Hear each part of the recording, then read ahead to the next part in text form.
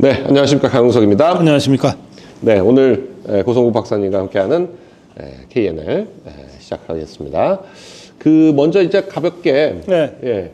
이 포린 팔러시라고 사실 이 굉장히 좀 미국에 영향력 있는 매체기는 해요. 저널인데 상당히 권위 있는 네. 그 외교 전문 잡지죠. 네. 그런데 여기에 마치 이 보도들을 따르면 MBC 같은 데는 MBC 뭐 국민일보 기타 등등 여기서 뭐 포린 팔러시에서는 트럼프가 전혀 윤 대통령을 구명하거나 할 생각이 없고 오히려 이재명을 더 적합한 파트너로 생각하고 있다 이러면서 포린 팔러시가 보도를 한 것처럼 그것도 약간 이상하게 썼어요. 기사도 아니고 칼럼도 아닌데 내용이 왜 이러냐 뭐 무슨 소스도 전혀 없이 그런 게 갑자기 막 쏟아져 나왔는데 이거 보니까 좀 이상하다.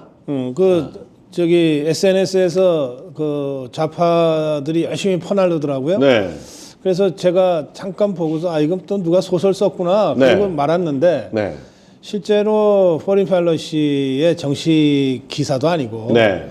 또 그걸 쓴 사람이 뭐 미국 기자도 아니고 미국 기자도 아니고 미국 사람들도 아니고 한국에 있는 사람이에요. 네, 한국에 있는 이름만 미셸이에요. 미셸 김인데 저희가 그래가지고 미국 변호사라고 주장하길래 이런 사람이 어디 있나 하고 찾아봤어요. 그래요? 찾아보니까 미국에 살았는지 여부가 불확실하고 지금 뭐 세종 법무법인 세종에 근무하는 변호사기는 한데 미국 변호사들이 이제 저 대형 법무법인은 좀 있잖아요. 뭐 주로 이제 번역하고 뭐 이런 거 하는데 그래요. 그런데 대학교를 미국에서 나온 것도 아니고 한동대 인터내셔널 로스쿨에서 JD하고 그러니까 그걸 유사한 JD를 받았다는 게 아니라 JD 이퀴벌런트라고 써 있어요. 저 포항에 있는 한동대? 네, 그 한동대.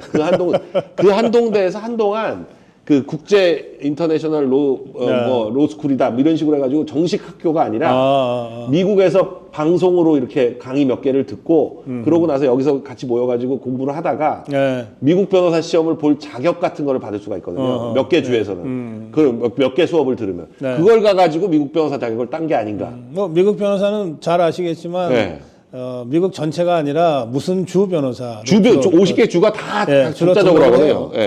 그러니까 거기서 한 걸 따면 전국을 다 다 개업할 수 있는 게 아니고 다 따로따로 받아야 되는 따로따로 등록하고 따로따로 받아야 되는데 어디 변호사인지도 잘 안 나와요. 보통은 이제 뉴욕주 변호사냐 아니면 뭐 캘리포니아주 변호사냐 이런 걸 표시를 하는데 그것도 안 나오는 저 여자 맞는 것 같습니다. 미셸 김이라는 여자가. 근데 이미 포린 팔러스에 3번이나 기고를 했대요. 탄핵 이후에. 그래요? 그 3번 내용도 다 아주 가관입니다. 가관인데 그걸 이번에 민주당에서 띄워가지고 이게 보도가 많이 된 건데. 저 사람이 우선 언론인은 아니네요. 언론인도 아니고 아무것도 아니에요. 지금 미셸 김이 3번이나 저렇게 글을 올린 게 있는데. 그러니까 기고를 한 거예요. 기고한 겁니다. 자꾸 이제 글을 준 거예요. 이제 포린 팔러시는 뭐 한국에서 이런 기고물이 왔다고 그냥 올려놓은 것에 불과하죠. 그러니까 저게 그 포린 팔러시 정식 저널에 나온 게 아니라 그냥 홈페이지에다가 기고를 하면 올려놔주는. 그러니까 저런 걸 가지고 그러니까 저걸 이제 저 사람이 지 생각을 그냥 쓴 거니까 그야말로 그냥 에세이 쓴 건데 저거를 지금 더불어민주당이 대대적으로 마치 포린 팔러시의 정식 기고, 정식 기사인 것처럼. 정식 기사고 정식 포린 팔러시의 입장인 것처럼. 그래가지고 마치 트럼프 대통령이 윤석열 대통령을 손절하고 이재명이를 파트너로 인정한 것처럼 좀 이렇게 쓴 거 아니에요? 그렇게 MBC는 아예 뭐. 그리고 이거를 이제 대대적으로 퍼나려고 있는 거 아니에요? 아니 저것들 똥줄이 타도 저게 그러니까 지금 굉장히 급한 거죠. 마음이 급한. 그러니까. 야, 저거는 국제적으로 저거는 망신당할 일인데. 포린 팔러시 입장에서는 이거 거의 사기당했다 느낄 정도 사건인데. 그러니까 국민의힘 쪽에서도 이제 사실관계를 확인하고 나서 포린 팔러시 자체 전망도 아니고 이재명 지지자들의 희망사항에 불과한 거다. 마치 외신의 자체 평가처럼 왜곡 활동을 벌였다. 이렇게 지금 뭐 국민의힘 진짜 뉴스 발굴단에서 공식 입장이 나왔습니다. 이런 참네 정말. 그러니까 그 한동훈 와이프 진은정은 그래도 콜롬비아 로스쿨을 나왔는데 콜롬비아 로스쿨에서 LLM을 했거든요. 그래서 미국 변호사. 그래서 미국 변호사 자격을 딴 건데 여기 이 미셸 김이라는 여자는 미국 로스쿨도 아니고 그야말로 방통대 비슷하게 받은 거예요. 그러니까 JD도 정식 JD도 아니고 JD 이퀴벌런트, JD랑 비슷하게 바시험 볼 수 있는 자격을 예. 얻은. 제가 볼 땐 저거 그렇게 자격을 받아서 볼 수 있는 데는 캘리포니아거든요. 예. 네, 캘리포니아에서 근데 캘리포니아는 시험이 좀 어렵기 때문에 캘리포니아 말고 이제 좀 조그만 주들이 있어요. 뭐 노스다코다, 사우스다코다 이런 데 가서 시험 봐가지고 미국 변호사라고 하고 다니는 거 아닌가. 그래. 그러니까 US 로여다 이렇게 얘기하는데 미국 변호사들이 US 로여라는 표현을 안 쓰거든요. 예. 네. 뉴욕 변호사면 뉴욕 변호사고 뉴욕 캘리포니아, 변호사라고 그러지. 예. 캘리포니아면 캘리포니아지. 근데 저기 포린 팔러시에도 US 로여인 베이스 서울 뭐 이렇게 돼 있는 거 보면 참 근데 그걸 미국 언론이 말하는 뭐 이런 식으로. 네. 근데 지금 저 이재명이 직접 올린 글도 민생예산 삭감과 관련해서 저것도 허위였거든요. 예. 그리고 최근에 제가 제일 황당한 건 박선원이 노벨 평화상 트럼프를 추천했다. 아니 근데 노벨 평화상 추천은 아무나 할 수 있어요. 아니 보통 그래서 평화상 후보가 한 200~300명 되죠. 네. 그리고 저거를 참 쪽팔리는 얘기인데 네. 미국 대리대사한테 그걸 우리가 추천했다. 맞아 보고한 거 아니에요. 네. 우리가 이렇게 예쁜 짓을 했다. 네. 칭찬 좀 해달라. 그리고 미국 정부에 알려달라. 네. 이런. 아니 그러니까 박선원이 무슨 특별한 노벨위원회에 자격이 있어서 자기가 뭐 이렇게 하는 것도 아니고 네. 저 노벨 평화상 추천은 정말 아무나 하는 거거든요. 그렇죠, 아무나. 그렇죠. 예. 아무나 하는 거라서 저희도 지금 한국 유튜브 위원회 하나 만들어가지고 유튜브 노벨 평화상 추천위원회 하나 만들어서 그러니까 한 100명 추천할 수 있어요. 제가 강용석 예, 대표를 추천하고 강용석 대표가 저를 추천해도 되는 거예요. 일단 추천은 돼. 추천이야 무슨 상관이 있어요. 우리가 그렇게 허튼 짓 할 시간이 없어서 안 하지만 근데 저자 말이에요. 뭐 저걸 뭐 일부러 사진 찍히려고 저랬나? 이렇게 하더라고요. 들고 본회의장에서 자기 수첩을 이렇게 들고 또 웃기는 건 막 영어로 막 써 있어요. 그런데 그 부분만 또 한국말로 써가지고 그거 잘 보이게. 그리고 저거를 옆에 이재명이 하고 또 같이 보고. 뭐 같이 보고 말이지. 노르웨이에 뭐 정식 접수를 시켰네. 미국 측에 통보를 하는데 문정인하고 같이 조셉윤을 점심에 만나기로 했네. 위에다 적어놨어요. 시간하고. 조셉윤 대사들이. 아니 그러니까 이게 뭐 너무 유치하잖아요. 지금 이런 조작질들이 너무 유치해요. 그러니까 독자 투고란하고 비슷한 거다 그렇게 얘기했는데 그거 독자 투고란하고 비슷한 거고 제가 볼 때는 저 노벨상 추천은 뭐랑 비슷하냐면 지금 문영배 헌법재판관 탄핵 동의 이게 지금 10만 넘어갔다는 10만 넘었죠. 예, 법사위에 올라갔어요. 법사위에 올라갔잖아요. 이거랑 똑같은 거죠. 이건 근데 이거보다도 못하고 이것도 수많은 이건 10만 명이나 더 올라왔는데 그 중에 이제 5만 명이 넘어가면 정식 의안으로 접수가 되지만 되게 이제 그 심사 소위에서 각 상임위 심사 소위에서 그냥 기각해버리면 그냥 끝나거든요. 그렇죠. 그러니까 사실 저 청원이 별 무슨 효과는 없어요. 그러니까 이제 우리는 이 국민청원을 문영배가 이렇게 자격이 없는 사람이라는 걸 알리기 위한 거죠. 여론전의 차원에서 우리가 이걸 하는 거예요. 실제로 저게 탄핵이 된다 이게 아니라 그냥 여론전을 하기 위해서. 아니 국민들이 며칠 만에 문영배라는 사람 한 달 전까지만 해도 이름도 몰랐어요. 근데 갑자기 문영배라는 사람이 국민적 그 증오의 대상이 됐다. 근데 그렇게 따지고 보면 저 박선원이나 이재명이가 트럼프 노벨상 추천도 지것들 딴에는 여론전한 거 아니에요? 여론전한 거죠. 우리가 반미가 아닙니다. 우리는 트럼프 좋아합니다. 그 여론전이라는 의미에서는 뭐 할 만한 일이네. 효과를 본 거죠. 그리고 자기들 아니다라고 하는 그런 차원에서는. 근데 지금 문영배만 10만이 아니라 정계선, 이미선에 대해서도 지금 탄핵 동의가 올라갔는데 그것도 거의 지금 아주 빠르게 올라가고 빠르게 올라가고 있더라고요. 좀 있으면 5만 넘겠더라고요.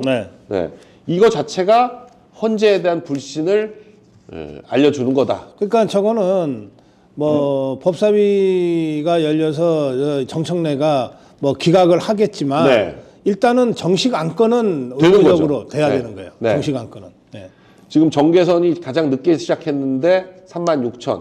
이미선은 지금 42,000. 조금 있으면 저 이미선 저희가 아침 방송할 때 39,000이었는데 그 사이에 거의 3,000명이 늘었네요. 혹시 저들 머리들이 안 좋으니까 저걸 자기들 인기 많은 거라고 착각한 거 아닐까?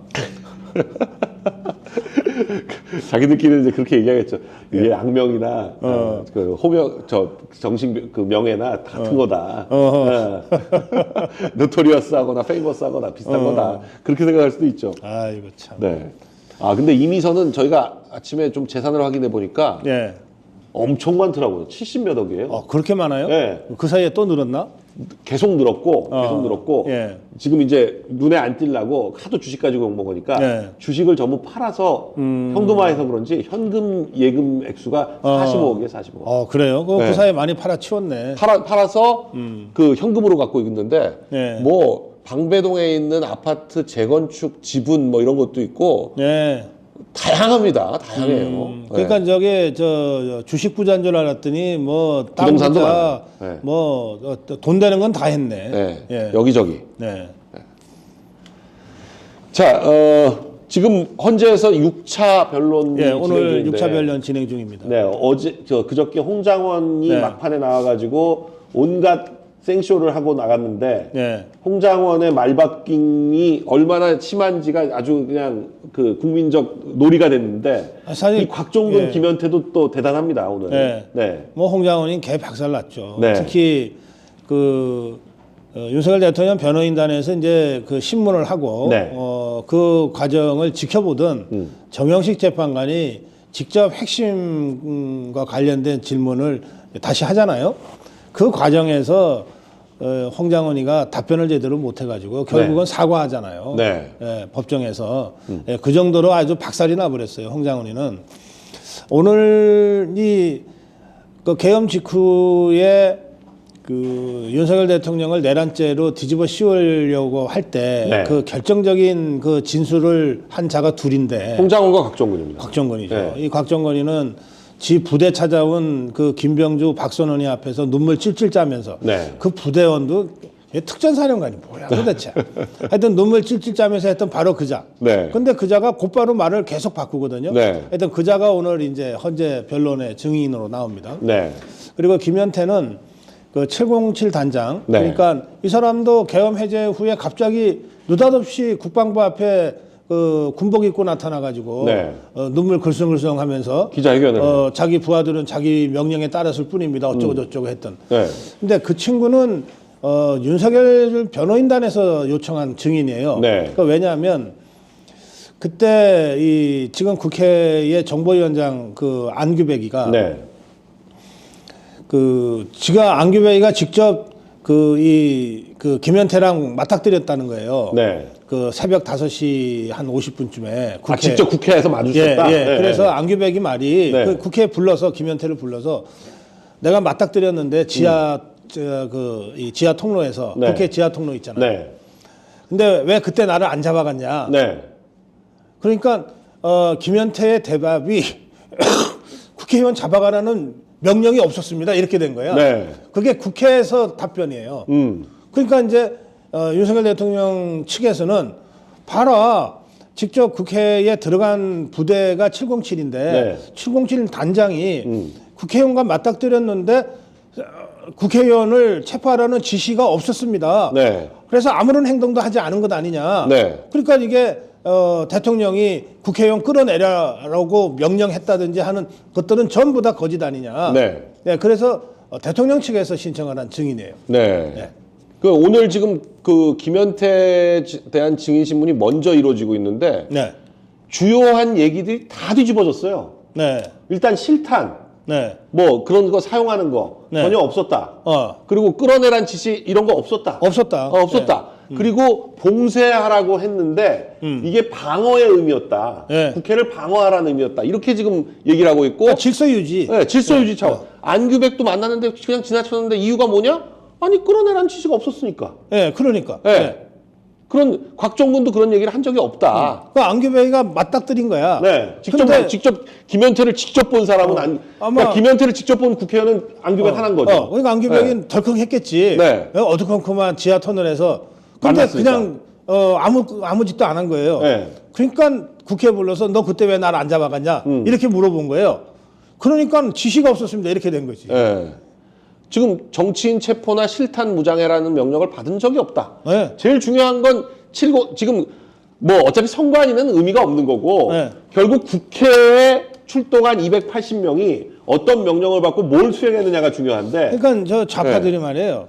저 김현태 단장이 그 군복 입고 눈물 글썽거리면서 네. 자기 부하들한테는 책임이 없다 이 얘기를 할 때 이게 우리 편이 될 편이라고 수 있다 생각한다. 이렇게 생각을 했던 네. 것 같아. 네.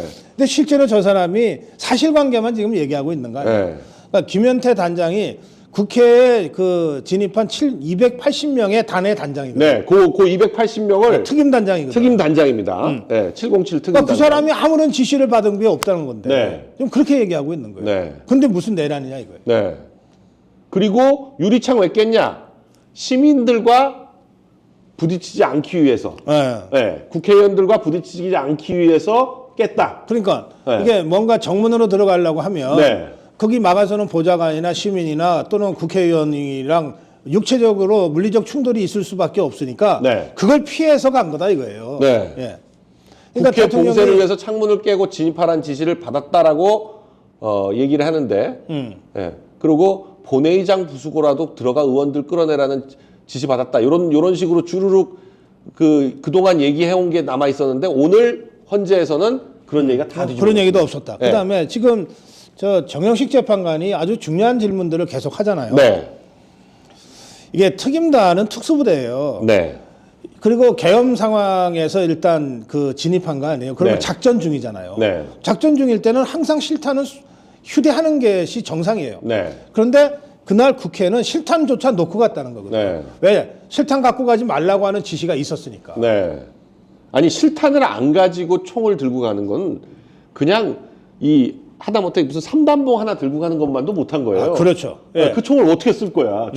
총알이 없는 총을 가지고 다니면 뭐 할 거예요? 그러니까 이건 무장이라고 말할 수가 없는 거죠. 네. 네. 그리고 케이블 타이.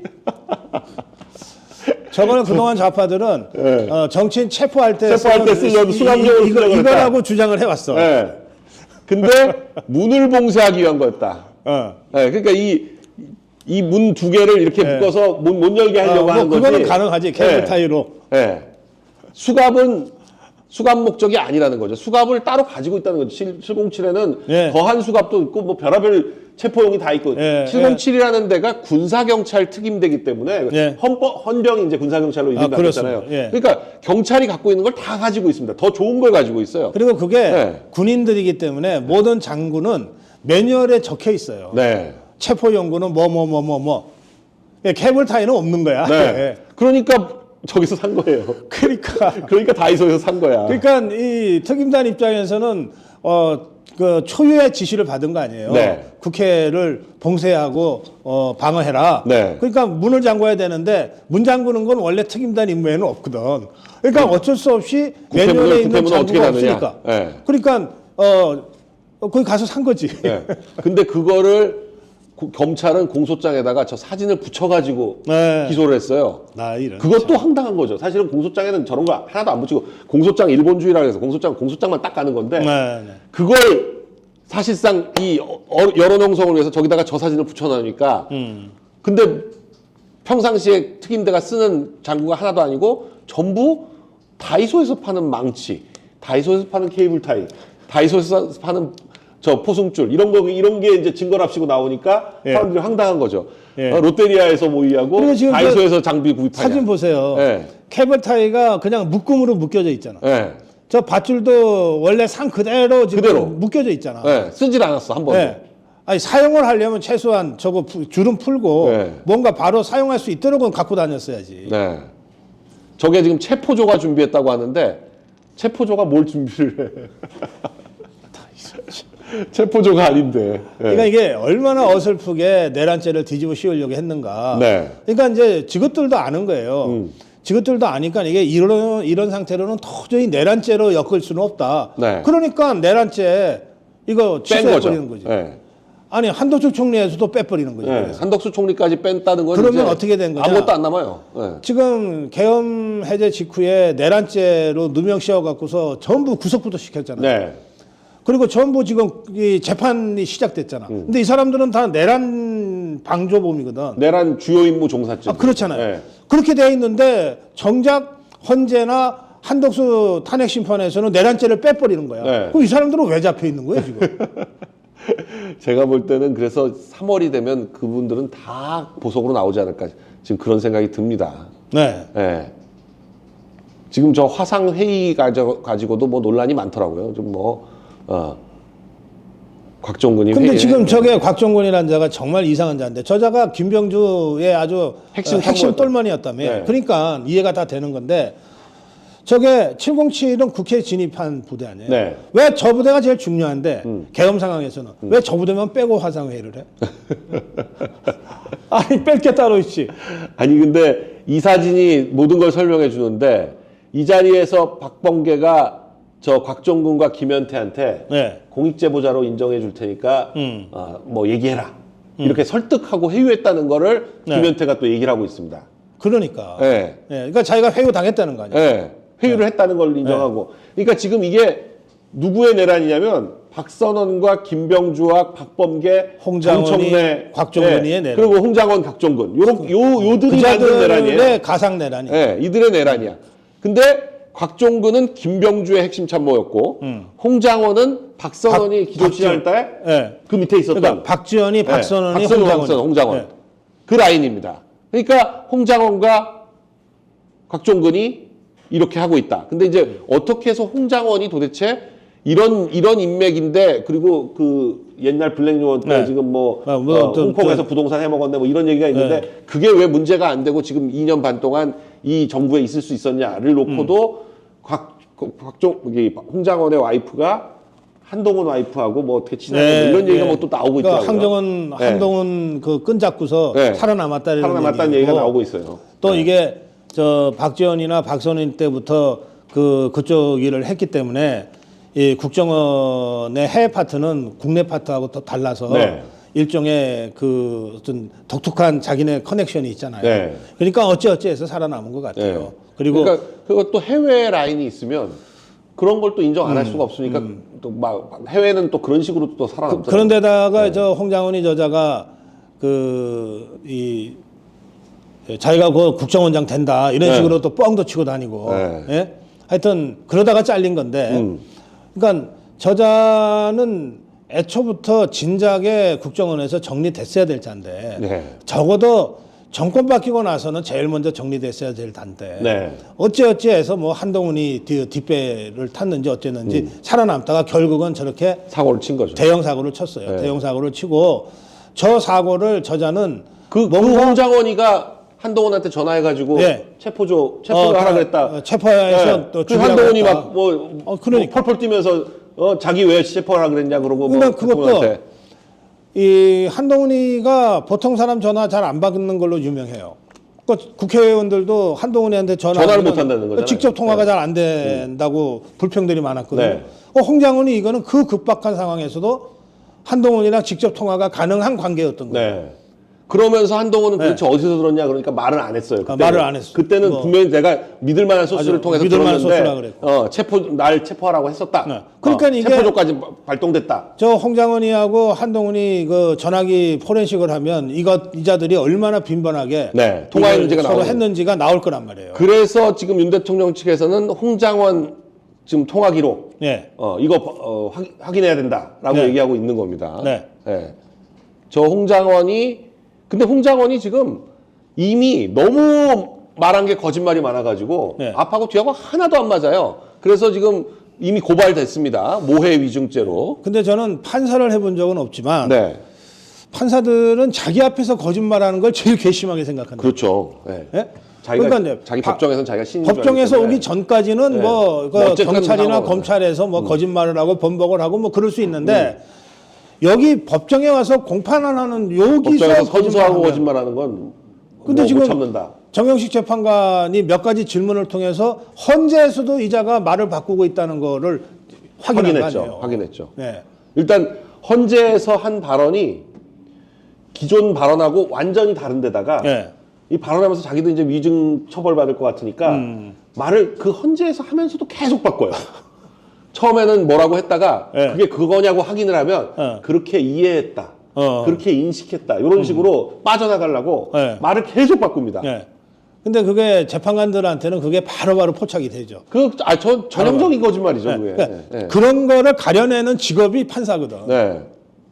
근데 지금 저 메모가 저게 무슨 메모죠? 저 메모가 저게 사람 이름 쓴 메모. 자기가 썼다는 거? 예, 자기가 전화로 받아 썼대는.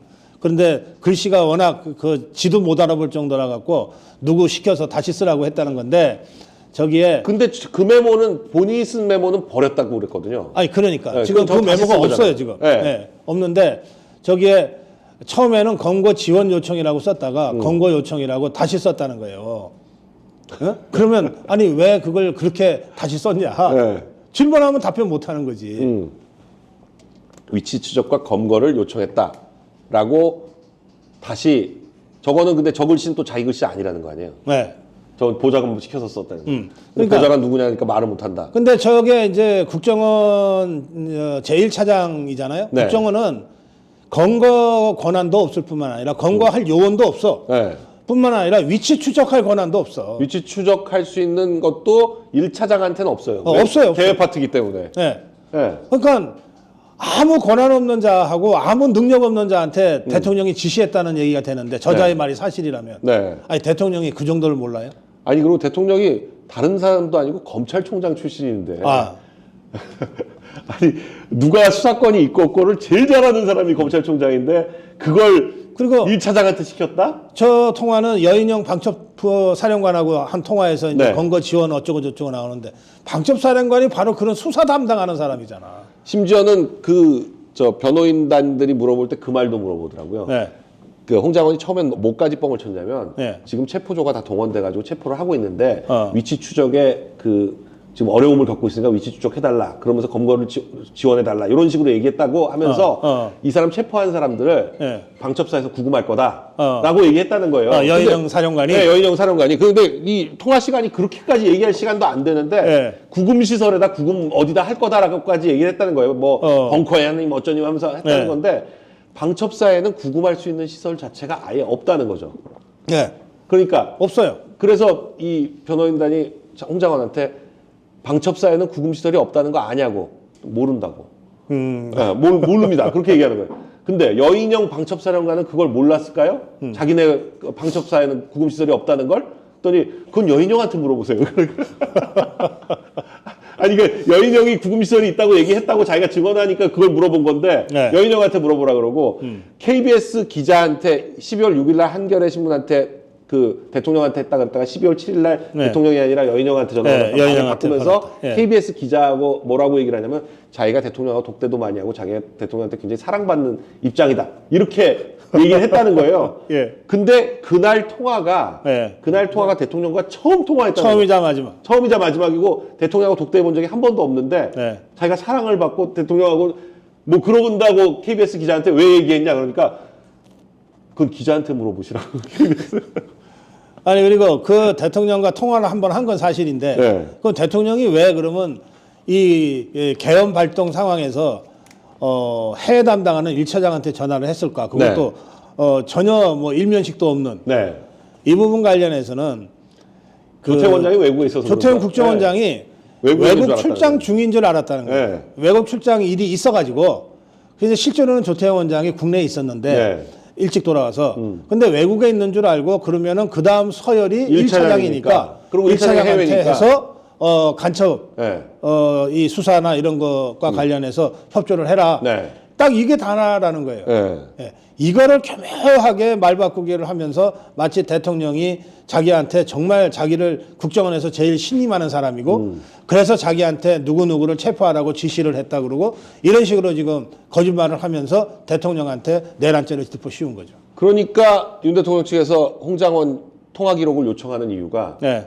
지금 대통령은 그의 난생 처음 홍장원이랑 통화를 한 건데 네. 홍장원이 자기가 신뢰받고 뭐 사랑받고 뭐 대통령을 늘 만나는 것처럼 그렇게 기자들한테 네. 뻥을 치니까 그게 아니라는 걸 알리기 위해서 통화 기록을 하는 거예요. 그리고 홍장원이 한동훈한테 체포조 얘기를 한 게 확인이 그렇게 보이니까 한동훈이 자기가 믿을 만한 소스에서 했다고 했으니까 당시 기사들이 그런 게 쏟아져 나왔어요. 쏟아져 나왔죠. 한동훈이 그 얘기를 듣고 나서부터 갑자기 탄핵 쪽으로 빡쳐가지고 확 돌아갔던 거거든요. 그리고 대통령을 만나서도 왜 날 체포하라 그랬어요? 설명을 다 했다는데. 네, 아니라고. 난 그런 말 한 적이 없다고 그러는데도 안 믿어.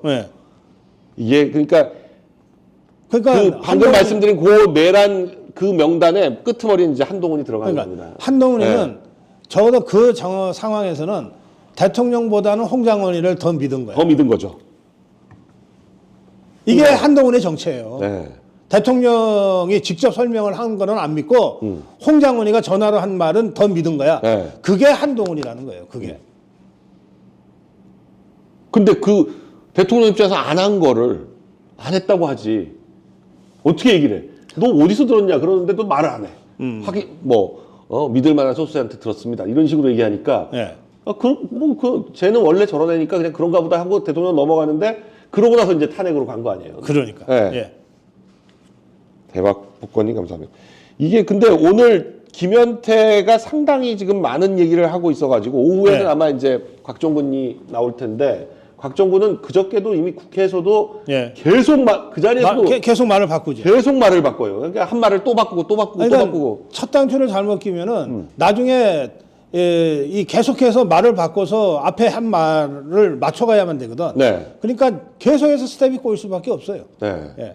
이 민주당이 회유했다는 주장을 하면서 나온 저 사진. 근데 오늘 김현태가 박범계가 공익제보자로 해주겠다. 공익제보자 신청서 써라. 라고 했는데 그 얘기까지 지금 나왔습니다. 그러니까 회유는 맞죠. 공익제보자 일 테니까. 그런데 곽종근 그러고 나서 구속돼 버렸잖아요. 그러니까. 그리고 어쨌든 이 박범계가 자기가 써주겠다고 한 거 아니에요. 네. 이것도 말이 안 되는 거지. 네. 자, 근데 헌법재판소는 뭐 지금 보면 이 부정선거 관련한 증거는 싹 다 기각했거든요. 근데 윤 대통령이 연초에 쓴 편지에 이 투표자 수하고 이걸 확인하는 것마저 기각하면 그걸 기각한다는 건 총체적으로 부정선거 시스템이 가동됐다고 볼 수밖에 없다. 그 선관위 위원장이 대법관이기도 하고 지방선관위는 전부 지방 판사들이 지방법원 부장판사들 다 겸직하잖아요. 저기 문영배도 부산에서 선관위 했잖아요. 문영배 뭐 이미선도 하고 다 했습니다. 그때 그 문영배 부산 선관위원장 하면서 선관위 직원들하고 놀러 갔다 오고 나서 지가 무슨 놀러 갔다 온 뒷얘기까지 썼잖아요. 그러니까 그런 자들이니까 자기들이 선관위 깨자 이 얘기를 못 하는 거지. 뭐가 나올지 어떻게 알아? 지것들도 검다지. 그랬다가는 근데 사실 법원에서는 이게 지방법원장이 지방선관위원장이고 지방법원 부정판사들이 각 그 시군 선관위원장이고 사실 완벽하게 한 몸이거든요. 그렇습니다. 법원도 사실 판사들은 3,000명이지만 밑에 직원들이 한 10,000명 있어가지고 그게 법원인 것처럼 선관위는 위에 다 판사들이고 선관위 직원 3,000명이 실무진인 거랑 마찬가지예요. 그래요. 그러니까 선관위랑 법원은 사실상 한 조직이에요. 판사들은 그렇게 생각해요. 그렇지. 판사들은 지조직이지. 자기 조직이고 그 직원들은 자기가 비상임이긴 하지만 언제든지 가면 위원장이니까. 그래서 왜 자기 거라고 생각해요. 그 지방 판사로 내려가면 지역 국회의원들이 설설 길 수밖에 없는 게 그게 선관위원장을 겸임하니까.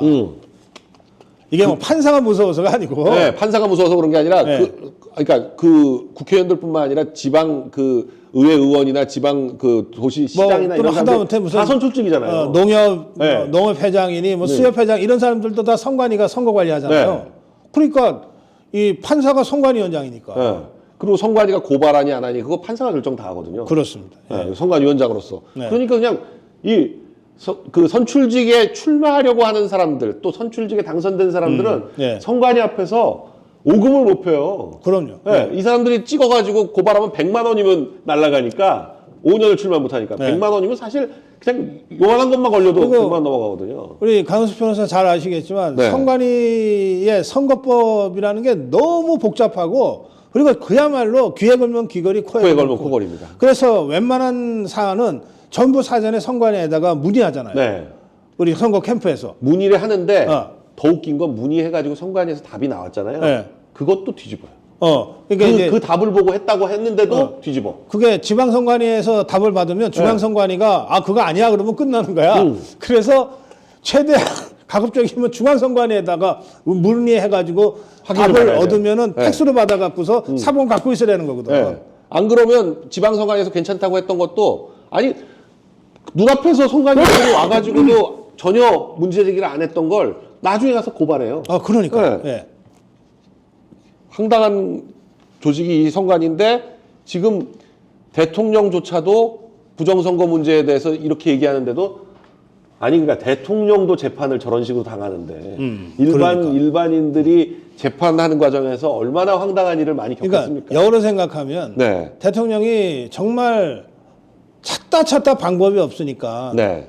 계엄령 발동해서 선관위를 를 간 거잖아요. 간 거예요. 네. 정말 찾다 국회보다 더 많이 갔는데. 정말 이 방법밖에는 다른 방법이 없다 생각하니까 그 방법을 선택한 거겠죠. 네. 그런데 지금 나경원 의원을 구치소에서 지금 이제 뭐 많은 분들을 만나겠다고 좀 지난번에 예약이 꽉 차 있다는데. 네. 권성동 권영세 권성동 갈 네. 때 네. 나경원도 같이 갔어요. 같이 갔는데 그게 나경원이 간 게 아니라 대통령 쪽에서 그렇죠. 와달라고 했다. 그러니까 원래는 권영세 권성동 둘이만 간다 그랬는데 이제 이게 조율이 되잖아요. 네. 언제 와라 몇 시에 와라. 그리고 변호인 접견은 뭐 언제든 제한은 되지만 없지만 이건 하루에 한 일반인은 번 한 번이니까 권영세 권성동이가 한 번 쓰면 그날은 다른 사람은 할 수가 없잖아요. 네. 그래서 조율이 불가피해요. 그리고 대개 3명까지가 돼요. 네. 네. 그러니까 대통령 측에서 아니 너네 둘만 오지 말고 나경원도 와라 오게 해라 해서 이제 3명이 된 건데 제가 그걸 보면서 권성동도 권영세도 다 대통령하고 오랜 인연이 있잖아요. 네. 그리고 저것도 굉장히 가까운 사이라고 호가호위하면서 정치해온 이거 이력이 있잖아. 네. 그런데 이자들이 지금 당에 투톱이면서 곧 죽어도 면회 가는 거는 개인 자격으로 한다 그러고 있잖아요. 아니 당 대표가 또 원내 대표가 지가 뭔가 정치적 행위를 하면 그게 그 당 대표의 정치 행위고 원내 대표의 정치 행위지. 네. 어떻게 이거는 개인이 하는 거고 이거는 당 대표가 하는 거예요. 더구나 감옥 갇혀서 탄핵 심판 받고 있는 대통령을 만나는 게 이게 무슨 개인이 그냥 아이고 얼마나 고생 많어 하고 가서 개인이 가서 하는 그런 사적 면회입니까 이게? 네. 말이 안 되는 얘기죠. 아니 이거를 굳이 개인이 하는 면회다라고 자꾸 떠들어대면서 하니까 대통령 입장에서 그거 아닌데 그거 아닌데 그래서 난 나경원 의원을 함께 불렀다고 생각해요. 네. 또 이렇게 접견을 하면은 이 사람들이 나가서 뭔가 얘기를 할 거 아니에요. 네. 그때 딱 깨놓고 얘기하면 대통령이 야 권영세 권성동 나 너네 둘이는 못 믿겠어. 그거죠. 내가 무슨 말을 하든 너네가 나가서 나는 이렇게 들었습니다 하고 떠들면은 그게 내가 한 말이 되는데 난 그거는 너네는 못 믿겠어. 나경원 불러.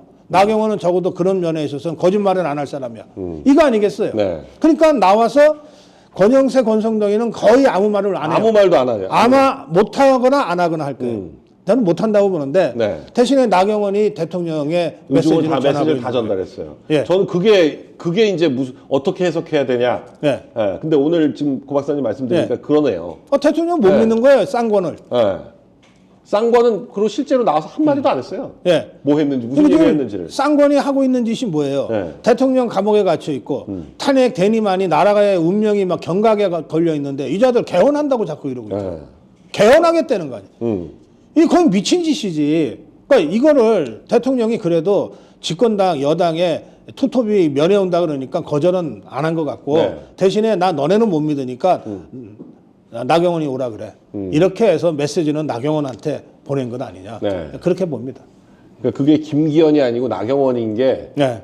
예, 그게 이제 인물을 어떻게 생각하는지를 보여주는 거죠. 나경원은 적어도 있었던 얘기를 왜곡하거나 네. 뻥튀기 하거나 그럴 인물은 그럴 아니라고 사람은 보는 아니다. 거죠. 예, 그럴 사람은 김기현은 이 쌍권하고 비슷한 색채니까 셋이서 그냥 눈 껌뻑껌뻑하면 나가갖고 셋 다 아무 말 안 해버리면 하루가 제가 사실 네. 이게 제가 감옥 살아보니까요. 네. 감옥에 가면 이 은원 관계가 다 이렇게 좀 넘어서지게 되는 게 있어요. 네, 그리고 진짜 소중한 사람들이 생각이 나요. 네, 그러니까 대통령은 나경원 의원하고 굉장히 오랜 그 관계가 있잖아요. 인연이 있잖아요. 그 남편 김재호 네, 이번에 판사하고, 이번 예. 춘천지방법원장이 됐는데 네. 김재호 춘천지방법원장하고 윤 대통령하고 굉장히 친합니다. 그러니까. 굉장히. 예.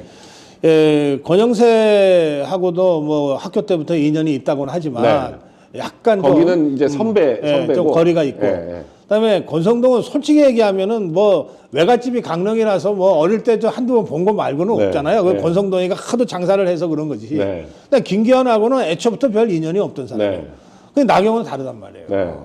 그러니까 예전에 전당대회 할 때는 뭐 대통령과 나경원 사이에 뭐 갈등이 있니 없니 뭐 논란이 많았지 이미 그 단계를 넘어서 있는 거예요. 네. 예, 대통령이 지금 감옥에 갇히고 또 지금 뭐 정말 모든 걸 다 원점에서 다 다시 생각하는 관점에서 보면 네. 그래도 나경원은 믿을만하다.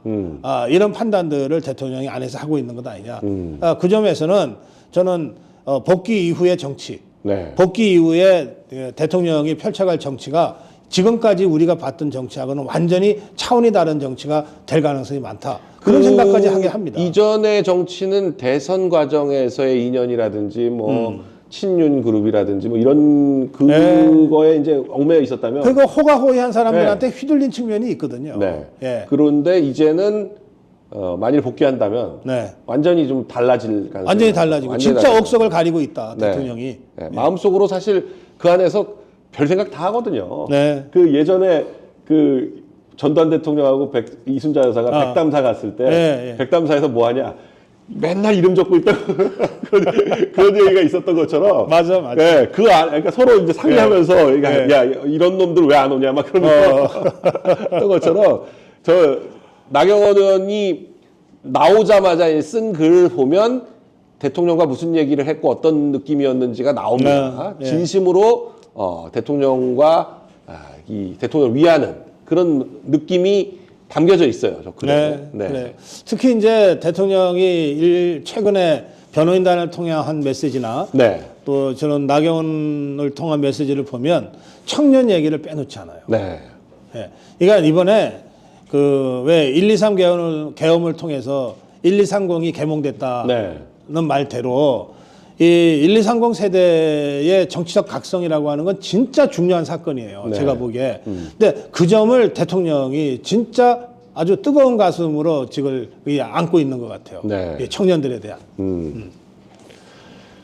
지금 이재명 2심 그러니까 송철호 황운하 판결이 나오고 나서 이재명 사건도 이거 어떻게 잘못되는 거 아니냐. 뭐 오늘 뭐 사실 그 위증교사는 이제 뭐 기일은 지금 잡히긴 한 것 같더라고요. 네. 드디어 잡히긴 했는데 이 공직선거법 그 재판부가 조금 의심스럽다. 뭐 이런 견해들도 있고 약간 거기 또 뭐 살레지오 고등학교 출신이 있다. 살레지오가 네, 있다. 그러니까 주심은 아닌데, 그러니까 재판장은 아닌데 주심 쪽에 약간 이상하지 않느냐. 뭐 이런 얘기들이 있습니다. 그 이정현이 살레지오 출신이에요. 그렇죠. 네.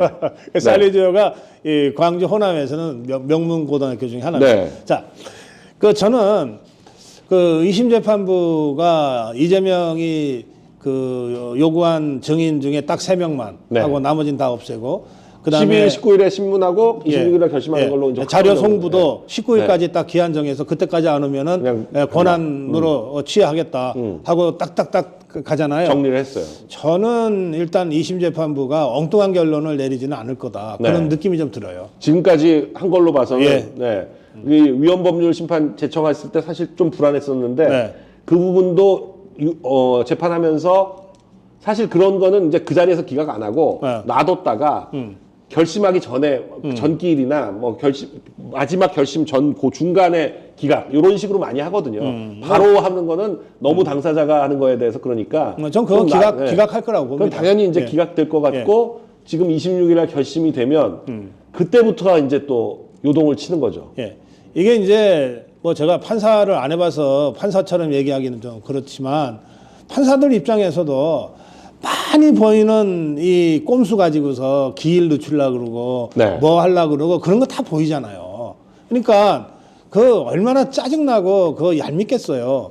판사도 사람인데 저는 그래서 지금 이번 2심 재판부가 뭐 개인 감정으로 뭐 선고를 하지는 않겠지만 적어도 뭔가 이 이재명한테 뭐 좀 정황적으로 좀 기울어지거나 이럴 일은 없을 것 같다. 네. 지금 2심 재판부가 보여주고 있는 태도로 봐서 지금 다행인 거는 저기가 대등 재판부인데 그러니까 고등법원 부장 판사들끼리 셋이서 그 재판부를 구성한 대등 재판부인데 재판장 최은정, 주심은 이예슬인데 지금 다른 한 명 정재호가 연성 기수로는 제일 높지만 요 정재호가 살레지오 고등학교 출신이거든요. 다행히 여기가 재판장과 주심에는 안 들어 있다는 거. 네, 그게 그나마 좀 다행이에요. 발언권이 상대적으로 제일 그럼요.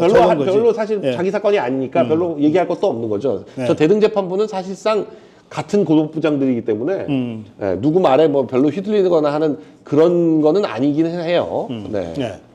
그런데 하여간 근데 이 송철호 황운하는 역시 우리 법이 우리 법 했다. 정말 이거는 설범식 재판장도 우리 법이고 이상주 국제인권법이고 아주 이들한테 가면 사건이 판사는 저 판결로 말한다는 말 있잖아요. 그 판결에 보면 유죄인 것 같은데라고 돼 있어. 유죄인 것 같은데 무죄야 이렇게 돼 있거든. 그래서 저는 이건 대법 가면 반드시 정말 100% 뒤집어집니다. 다만 이제 이러면서 또 이것들의 잔명이 얼마간 연장은 되지. 어쨌든 대법에서 유죄 취지로 파기환송하면 다시 고법에서 재판을 해야 되니까 그러면 이제 한 몇 달은 더 걸리니까 그동안은 황운하가 국회의원 배지 달고 있겠죠. 그러니까 저는 개인적으로는 황운하한테 별로 좋은 건 아니라고 봐요. 어차피 결국 저건 유죄 무조건 나거든요. 그 나중에 들어가면 또 더 꿀꿀하고. 참 근데 야당은 어떻게 보십니까? 요즘 지금 이제 이재명에 대해서 과연 이재명이 대선 출마가 가능할 것인가에 대해서 우리는 뭐 당연히 안 된다고 보고 있지만 야당 내에서는 어떻게 유촉세라 그러나? 그 이름도 유시민. 유시민이. 이자가 또 갑자기 나타났어요. 지금 이재명 공격하는 거는 거의 자살 행위다. 이런 식으로 나타났어요. 그걸로 봐서 이재명이 끝났구나. 어지럽 급하면은 갑자기 유촉세가 나타났겠냐고. 유촉세까지 동원해가지고 그런 말을 해야 될 정도로 당내 분위기가 심상찮은 거죠. 그러니까요. 이미 당은 이재명 손절 분위기로 이미 돌아갔어요. 말을 못할 뿐이죠. 말은 지금 할 필요가 없는 거죠. 근데 이제 2심에서 유죄가 확정되는 순간 이제 터져 나올 겁니다. 대법까지의 확정 기간은 있지만 대법에서 뒤집힐 일은 거의 없다고 보고 그렇다면 그때가 터져 나오는 시점이다. 그런데 되게 그 김경수나 김부겸이나 먼저 시작한 거는 이거 2심 유죄가 확실하다고 보고 준비하라. 이제 비명 반명계들 이제 일어설 때가 됐다. 준비해라. 이런 메시지죠. 문재인이가 그 양산까지 찾아온 이재명이를 사실은 박대했잖아요. 그 문재인이는 바보인가요? 이재명이가 확실하게 대통령 될 것 같으면 납작엎드리지. 문재인이도 안 그랬거든요. 그러니까 이재명이 좀 안쓰러울 정도로 그 가서 그냥 조아리더라고요. 이재명이 가장 최근에 조아린 사람이 그 미국 대사 골드버그하고 조세균하고 이제 문재인이야. 이걸 보면 알 수 있어요. 근데 은행장들한테는 막 뭐 광고 빼라 뭐 해라 막 이러고 저 여태까지 문재인을 만나면서 저렇게 공손한 자세를 보인 적이 없었거든요. 근데 지금 사실 야비하네. 지금 대선 될 것 같으면 자기가 곧 대통령 될 것 같으면 저럴 사람이 아니죠 절대로. 아니 지가 내려가지도 않지. 내려가지도 않죠. 올라가겠지. 아니 지금 문재인은 사실 지금 딸도 지금 기소되고 사실 송철호 황운하 지금 무죄가 됐기에 망정이지 안 그러면 지금 바로 타고 올라가고 뭐 이상직이니 뭐니 뭐 이런 사건들 걸려 있는 상황인데 문재인이 아쉽지 이재명이 아쉬울 게 아닌데 지금 실제가 안 그런 거죠. 지금 저 악수도 얼마나 어색해요. 저 정상적인 악수가 아니잖아. 딱 저 지금의 상황을 보여주는 거네요. 그러니까 저 표정이나 악수나 하는 것들이 보면 문재인이는 그냥 뭐 씹은 표정이에요. 너가 왜 왔냐 여기. 아니 그러니까 이렇게 환히 웃는 모습이 없어요. 사진들이 꽤 많았는데. 그래서 이게 김경수라는 자가 문재인의 지시나 또는 내락 없이 4대 요구를 공개적으로 요구할 수가 없어요. 그 관계가. 그렇죠. 그야말로 복심 아니에요. 김경수는 그냥 사실상 문재인의 스피커죠. 뭐. 그래요. 문재인이 그 저 가방 들고 다니던 자니까. 이게 김경수가 공개적으로 4대 요구를 했잖아요. 그 4대 요구는 뭐 표현은 뭐 정치적으로 돼 있지만 이재명이들은 물러나라는 얘기거든. 물러나라는 얘기거든. 이 요구를 한 다음 날 이재명이가 간 거 아니에요. 네. 그러면 문재인이가 지 똘마니 시켜서 이재명이 물러나라고 해놓고 난 다음에 어떻게 웃으면서 얘기합니까? 그 저 표정이 나오는 거지. 예. 근데 임종석은 더 세게 얘기했어요. 더 세게 얘기했어요. 제물로 바쳐라 그랬지. 아니, 그러니까 이재명 없어도 민주당이 집권할 수 있을 정도가 돼야 된다. 이 얘기를 정권 교체를 위해서 재단에 바쳐라. 니를 재단에 바쳐라 그랬거든. 그러니까 너 죽어라 이 말이요. 근데 임종석 입장에서는 충분히 할 만하지. 나 먼저 죽었잖아. 네가 나 먼저 죽였잖아. 그 이제 너도 죽어야지. 야, 근데 저 정도 얘기한다는 건 지금 민주당 상황에서 사실 황당한 일이죠. 네. 근데 나는 저게 이미 다 대세고 다수라고 생각합니다. 저 정서가. 그러니까 저런 말이 나오는 거예요. 그럼요. 네, 사실 이게 빙산의 9분의 8은 물속에 있지만 나온 건 요만큼이잖아요. 그래서 이게 이 정치공학 얘기는 제가 가급지만 안 하고 싶은데 굳이 한 말씀만 드리면 이재명이가 너무 쉽게 무너질까 봐 조금 신경을 써요. 저게 좀 시들시들하면서 좀 더 가줘야 되거든. 사실 이재명이 너무 빨리 무너져 버리면 민주당이 금방 또 체제 정비해가지고 사실 그런 얘기 많이 있었잖아요. 이재명만 아니면 누가 나와도 된다. 뭐 이런 얘기가 있을 정도로. 그러니까 이재명이가 개딸들하고 이게 엮여져 있으니까 세 보이는 거지.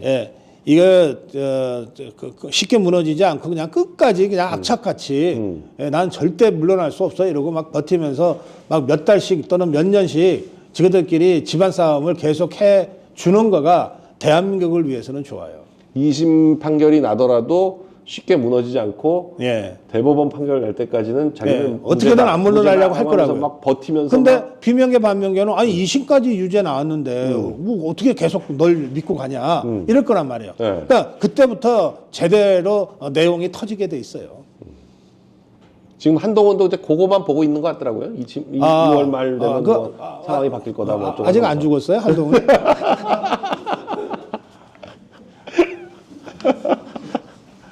아니 그 무슨 저 이상한 그 플래카드가 가끔씩 내걸린다는 그러니까요. 그 얘기는 저도 들었어요. 돈이 어디서 나서 저런 걸 저렇게 많이 걸지? 근데 그게 정당 플래카드 아니면 다 불법인데? 네, 다 불법이에요. 저것들이 계속 불법을 하네? 어떻게 저걸 걸지? 그런 생각이 들더라고요. 근데 걸리고 나서 며칠 있다가 금방 없어져요. 철거되죠, 다시. 저 당에서 거는 게 아닌데 저걸 어떻게 거나 그런 생각이 들긴 하더라고요. 아이고 참. 참. 네, 이 하여간 우리는 제 주변에 그 청주 한시 분들이 몇 분 계세요. 네. 아예 한동훈 얘기 아예 못하게 해요. 당신들 앞에서. 그리고 대구에서는 지금 분위기가 살벌하다 그러더라고요. 사실 한동훈이 작년에 대구역에서 3시간 동안 사진 찍어주면서 필 받아가지고 지금 그렇게 된 거잖아요. 그래요. 네, 근데 지금은 대구 아예 얼씬도 못한다. 유승민보다 더 유승민이 대구를 못 가잖아요. 그런 것처럼 유승민보다 더 심하다는 얘기가 있을 정도로 분위기가 안 좋다는데. 그렇겠죠. 그렇겠죠. 사실 한동훈이 그러니까 자꾸 자기 몇 명 그 기자들 몇 명과 그 끈앞을 몇 명 통해 가지고 무슨 등판이니 무슨 복귀니 이런 소리를 하고 있는데. 아니 그 기자들이 그렇게도 세상 물정을 모르나? 그러니까요. 이미 끝났고 다 끝났는데 그걸 자꾸 왜 그런 걸 기사를 써주지? 그러니까 써주는 게 신기해요. 근데 그것도 이제 기자들도 이런 거죠. 썼는데 클릭이 많이 되면 계속 쓸 텐데 이제는 관심을 안 가지잖아요. 에이 참. 끝난 거죠 뭐. 김문수 장관이 국회에 가서 이제 기자들이 막 물어보니까 딱 교과서적인 정답을 정확하게 얘기했어요. 정답을 하더라고요. 아니 지금 대통령 복귀가 중요하지. 뭐 자꾸 그런 소리 하냐. 그리고 지금 조기재 선 얘기하는 건 대통령에 대한 예도 아니고 내 양심에도 맞지 않는다 그랬어. 그러니까 그걸로 끝났지 뭐. 그런데 지지율은 왜 상승한다고 보시냐고. 그랬더니 자기가 몇 가지 정말 상식적인 얘기 몇 마디 한 거 말고는 자기는 다른 말 한 것도 없고 다른 행동 한 것도 없어요. 저도 잘 모르겠어요. 그러니까 여러분, 이 정치인 여러분, 지지율을 올리고 싶으면 김문수처럼 하세요. 네. 국민이 생각하는 딱 그대로 몇 가지 말만 하고 그리고 다른 거 아무것도 안 하면 지지율이 올라가. 아니 그러니까 이게 자기가 아무리 발악을 해도 예. 소용없는 거예요. 홍준표, 오세훈 그렇게 발악을 해도 뭐 고만고만 계속 그냥 그거잖아요. 근데 그냥 하루 만에 빵 떠가지고 그냥 그러니까. 예. 지금 이번 그 탄핵 정국에서 제일 그 신기한 게 이재명은 안 올라가고 김문수는 올라가는 거. 아, 그렇죠. 네. 예. 그게 제일 신기한 것 같아요. 네. 그래서 그만큼 우리 민심이 이제는 그 예전에는 민심이 뭔가 정치적으로 반영되는 데는 좀 이렇게 그 걸름막들이 막 있었어요. 네. 이게 이제 좀 왜곡되기도 하고 또는 좀 오염되기도 하고. 네. 지금은 안 그래요. 진짜 이게 SNS 시대가 돼버려 가지고 네. 우리가 기성 언론이나 뭐 기자들의 기사를 거쳐서 민심이 전달될 이유가 없는 시대예요. 네. 누구나 다 자기 생각을 SNS에 써놓으면 전 국민이 동시에 보잖아요. 네. 그 민심이 직접적으로 표출되는 거기 때문에 그 민심이 그대로 반영되고 있는 거예요. 그래서 이재명이는 계속 주고 가는 거고 다른 이른바 뭐 오세훈이니 뭐니는 아무리 떠들어도 공학적으로 움직이는 것은 국민들이 외면해 버리는 거고 그냥 뚜벅뚜벅 이 시점에서 딱 맞는 말만 하는 사람은 아니라고 그러는데 한사코 아니라고 그러는데도 지지율이 올라가는 거예요. 이게 민심이죠. 선택받는 거죠. 예, 이게 민심이에요. 네. 사실 김문수 장관이 한 거라고는 국회에서 다들 조아리고 있는데 그냥 멀쩡하게 앉아 있었던 거. 그렇죠. 예. 그거 하나예요. 그것도 이렇게 설명하더라고. 네. 아니 국무위원 전체를 국회의원이 뭐라고 다 한꺼번에 일어나서 절하면서 사과하라고 그러냐? 그거 직권남용이야. 네. 그래서 나 안 일어났어. 간단하잖아요. 그러니까요. 너무 상식적으로 대답했는데. 그러니까 이게 상식을 갖고 있는 자유우파 정치인은 진짜 정치하기 좋은 시대예요. 네. 자기 생각대로 뚜벅뚜벅 말하고 행동하면 지지율 올라가. 누구한테 잘 보일 필요도 없어. 그러니까 지금 대통령이 아무것도 안 하는데 지지율이 최고를 기록하는 거하고 네. 그 김문수 장관도 아무것도 안 하는데 계속 지지율이 올라가는 거하고 네. 이걸 뭘로 설명을 하겠습니까? 그러니까. 네. 참. 네, 오늘 고동 박사님과 또 현재 상황에 대해서 국회 창문은 누가 깨라고 한 게 아니라 김현태가 직접 깼다. 예. 아니 그게 아까 제일 핵심이 다 나왔네요. 그러니까 지시는 네. 민간인과 충돌하지 말고 사상자 없도록 해라 하거든요. 그건 지시예요. 네. 그러니까 그 지시를 현장에서 수행하는 사람은 특임단장의 자체 판단으로 야 문으로 갔다가는 문에서 그렇지. 충돌이 있을 수 있고 민간인 옆으로 들어가라. 사상 없도록 하라고 했는데 지금 정문으로 들어가면 아무래도 충돌이 있을 것 같아. 야 그러면 사람 없는 데로 골라서 창문 깨. 이거는 자기 판단이라는 거지. 그리고 끌어내라 국회의원 단어는 없었다. 저 김현태가 아주 훌륭한 지휘관이네. 현장 지휘관으로는. 네, 매뉴얼에 맞게 그러면서 나름의 자기 판단에 맞게 제대로 했고 그리고 그걸 사실 그대로 지금 설명하고 있네요. 그러니까 김현태가 오전에 저렇게 얘기를 해놔버리면 곽종군이 오후에 할 말이 없겠는데요. 이제 말이 달라지면 김현태랑 대질시켜야지. 네. 실탄 6천발 반출 보도가 있었는데 저것도 아니다. 예. 실탄도 안 가져갔다. 네. 단순히 휴대를 안 했다는 정도가 아니라 아예 안 가져갔다. 차에 싣고는 갔다고 보도가 돼 있었거든요. 그러니까 차도 아니다. 차에도 없다. 그 얘기죠. 김현태가 3스타를 달고 곽정구는 그 대령으로 대령도 아깝지. 대위 정도로 강등돼야 될 수. 대한민국 대령은 뭐 하토 쳐서 따나? 네. 네, 오늘 K&A 여기까지 하겠습니다. 대단히 감사합니다. 고맙습니다.